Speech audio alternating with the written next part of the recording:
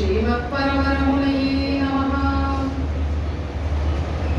ஞானவிருத்தரும் வயோவிருத்தரும் பரம ஸ்ரீ வைஷ்ணவரும் தமிழ் முனைவருமான கலையிழந்து மொழியாளர் மதுரை பேராசிரியர் முனைவர் ஸ்ரீ உவே டாக்டர் அரங்கராஜன் சுவாமி அவர்களுடைய நவதி அப்தபூர்த்தி விழா இன்று. உயர்ந்த இந்த சுப தினத்தில் பொருளல்லதென்னை பொருளாக்கி அடியேனை ஓரிரு வார்த்தைகள் பேசும்படியாக நியமித்த மதுரை சுவாமி அவர்களுடைய திருவடிவாரங்களுக்கு முதற்கண் அடியனுடைய அஞ்சலியை சமர்ப்பித்துக் கொள்கிறேன்.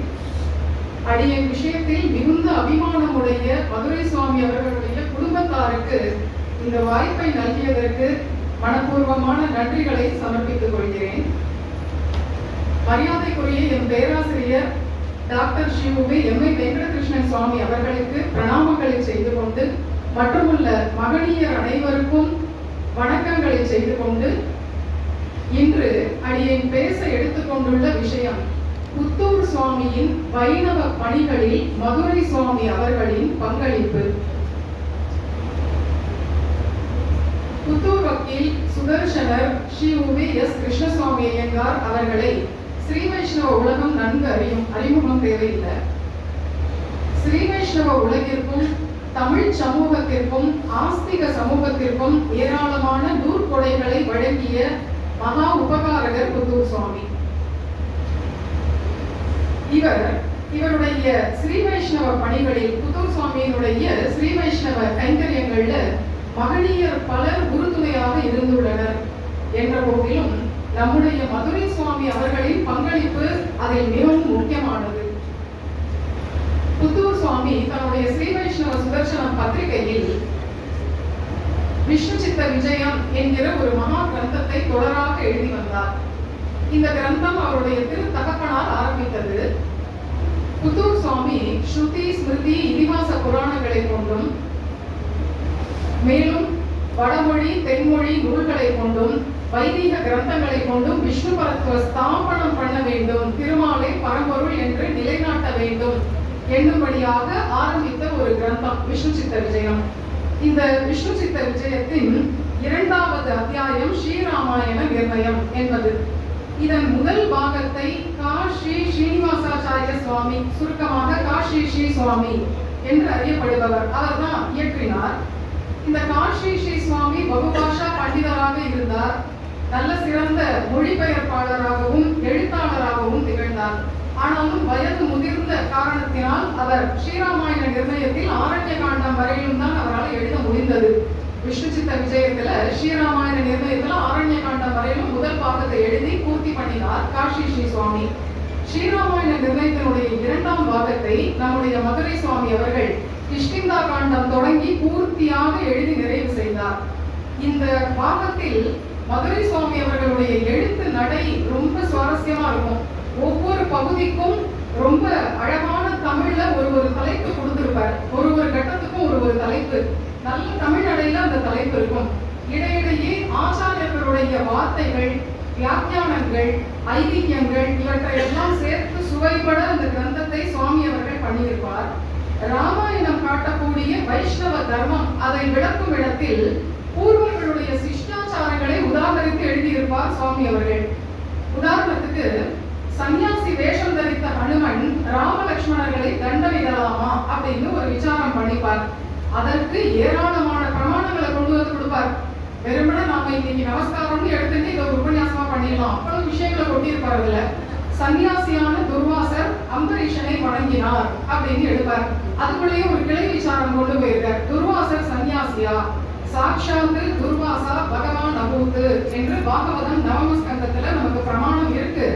அதனால துர்வாசர பகவான் அழைத்திருப்பதை பார்க்கும் போது துர்வாசர் சன்னியாசி என்று அறியத்தகும் என்று இப்படிப்பட்ட வியாக்கியானங்கள் அர்த்த விசேஷங்களை எல்லாம் நடுவுல கூண் கட்டி அந்த நூலை எழுதியிருப்பார். மேலும் எதிராஜரான எம்பெருமானார் கிரகஸ்தர்களான தம்முடைய ஆச்சாரியர்கள் 5வரையும் நமஸ்காரம் பண்ணினார். மாரணியர் நம்பி, திருக்கச்சி நம்பி போன்ற பாகவதோத்தமர்களை நமஸ்காரம் பண்ணினார். நஞ்சியர் தன் ஆச்சாரியர் கிரகஸ்தரான பட்டரை நமஸ்காரம் பண்ணினார். பின்பழகராம் பெருமாள்ஜியர் கிரகஸ்தரான தன் ஆச்சாரியர் நம்பிள்ளையை வணங்கினார். இதையெல்லாம் கொண்டு பார்க்கும் போது சன்னியாசி வேஷத்துல வந்த ஹனுமார் ராமலட்சுமணர்களை தண்டமிட்டது தகும் அப்படின்னு கொண்டு வந்து முடிச்சிருப்பாரு. இவ்வளவு ஒரு சின்ன விஷயம். ஹனுமார் ராமலட்சுமணால சேவிக்கலாமா, அவ்வளவுதான், சேவிக்கலாம்னு சொல்லிட்டு போகலாம். அந்த இடத்துல ஸ்ரீராமாயணம் நுட்பமான தர்ம நுட்பத்தை காட்டுறது, வைஷ்ணவ தர்மத்தை காட்டுறதுன்னு சொல்லிட்டு தள்ளிட்டு போகலாம். ஆனா இவ்வளவு மெனக்கெட்டு கொண்டு வந்து இவ்வளவு விஷயங்களையும் லோட் பண்ணியிருப்பாரு அப்படியே. அது போல ஒரு சுவாமியினுடைய அந்த எழுத்து நட கிரந்தங்களை வாசிக்கும் போது தனியா நம்ம லைப்ரரிக்கு போக வேண்டாம், ஒரு நூலகத்துக்கு போக வேண்டாம். சுவாமியினுடைய கிரந்தங்களை வாசிச்சாலே நூலகத்துக்குள்ள பூந்து புறப்பட்ட ஒரு உணர்வு கிடைக்கும். அதே போல வாலிபத கட்டத்துல சில ஆய்வுகளை சுவாமி செய்திருப்பார். தாரையினுடைய வார்த்தைகளையும் ஆழ்வார் திருவாக்குகளையும் ஒப்பிட்டு அந்த இடத்துல ஒரு அனலைஸ் பண்ணியிருப்பார் சுவாமி இந்த ஸ்ரீராமாயண நிர்ணயம் 2வது பாகத்துல. அடுத்தபடியாக பின்பழகராம் பெருமாள்ஜியர் தொகுத்தருளியது வார்த்தா மாலை புத்தூர் சுவாமியினுடைய பதிப்பு இன்னைக்கு கிடைக்கிறது.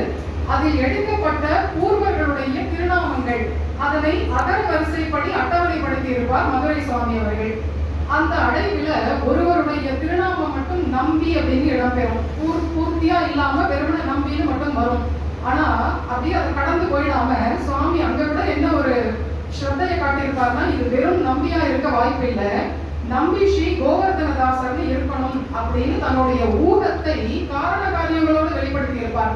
வெறுமனே அதை கெஸ்வர்க்கா சொல்லிட்டு போயிடாம அதற்கு என்ன ஹேதுங்கிறத சொல்லிட்டு விளக்கிட்டு ஒரு ஃபுட் நோட்ல கூட அவ்வளவு விஷயங்களை ஸ்ரத்தையோட காட்டியிருப்பார்.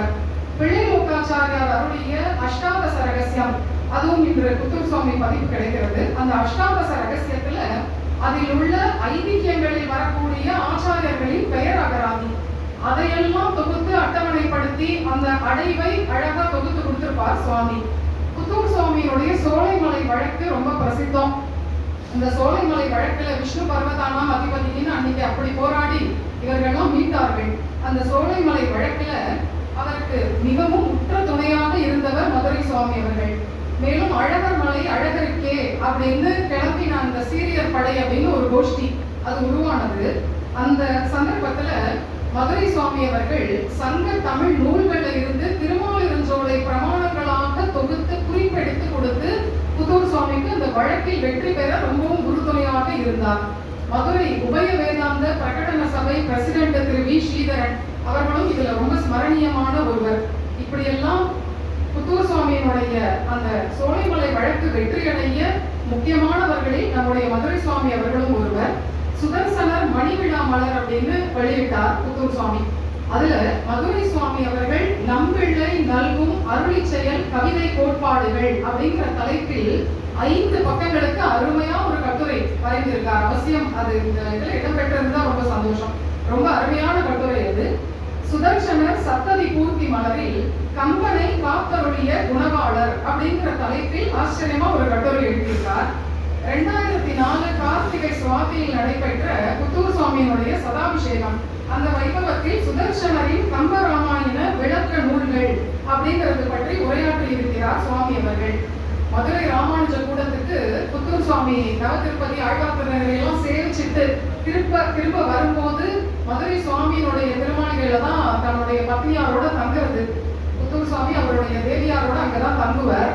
சுவாமிக்கு எப்படி புத்தூர் சுவாமியோட பரிச்சயமோ அதே போல தேவிமார் 2 பேரும் நல்ல நட்பு உடையவர்கள். அப்பேற்பட்ட அவர்கள்லாம் அப்படி தங்கும் போது அங்க அந்த ராமானுஜ கூடத்துல மதுரை சுவாமி புத்தூர் சுவாமி உபன்யாசம் பண்ணும்படியாக ஏற்பாடு பண்ணுவார். அப்படி இவர்களுடைய அந்த காலங்கள்லாம் ஒரு பொற்காலமா இருந்திருக்கு. மேலும் மதுரை சுவாமி அவர்கள் அரபு நாடு போயிருந்த போது யதீந்திர மத தீபிகா அப்படின்னு அங்கேயும் போக்கினேன் போதுன்னு வரும்னு இருக்காம அங்க இருக்கக்கூடிய ஸ்ரீ வைஷ்ணவர்களுக்கெல்லாம் யதீந்திர மத தீபிகையே சாதிச்சிருக்கார்.